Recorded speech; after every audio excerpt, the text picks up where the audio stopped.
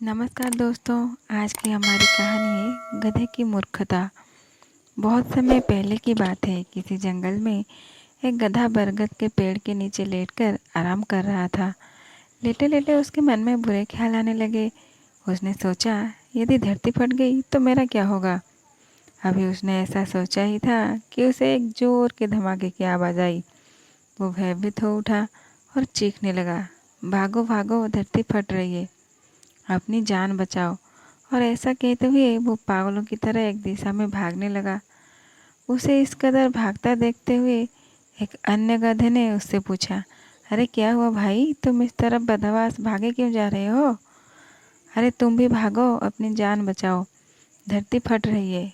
ऐसा चीखते हुए वो भागता रहा। ये सुनकर दूसरा गधा भी डर गया और उसके साथ भागने लगा।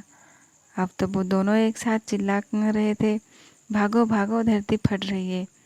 देखते देखते सैकड़ों गधे इस बात को दोहराते हुए उसी दिशा में भागने लगे।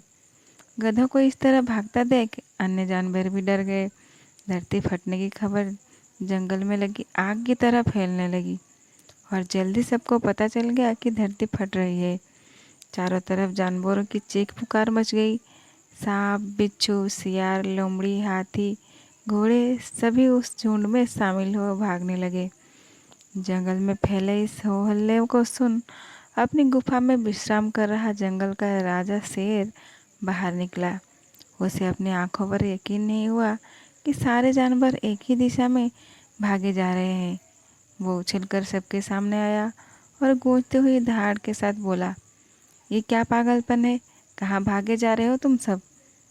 महाराज, धरती फट रही है, आप भी अपनी जान बचाइए। झुंड में आगे खड़ा बंदर बोला। किसने कहा ये सब, शेर ने प्रश्न किया। सब एक दूसरे का मुंह देखने लगे। फिर बंदर बोला, मुझे तो ये बात चीते ने बताई थी। चीते ने कहा, मैंने तो ये पंछियों से सुना था। और ऐसे करते करते पता चला कि ये बात सबसे पहले गधे ने बताई थी। गधे को महाराज के सामने बुलाया गया। तुम्हें कैसे पता चला कि धरती फट रही है, शेर ने गुस्से से पूछा। मैंने अपने कानों से धरती के फटने की आवाज़ सुनी महाराज, गधे ने डरते हुए उत्तर दिया। ठीक है, चलो मुझे उस जगह ले चलो और दिखाओ कि धरती फट रही है। ऐसा कहते हुए शेर गधे को उस तरफ ढकेलता हुआ ले जाने लगा। बाकी जानवर भी उसके पीछे हो लिए और डर डर कर उस ओर बढ़ने लगे।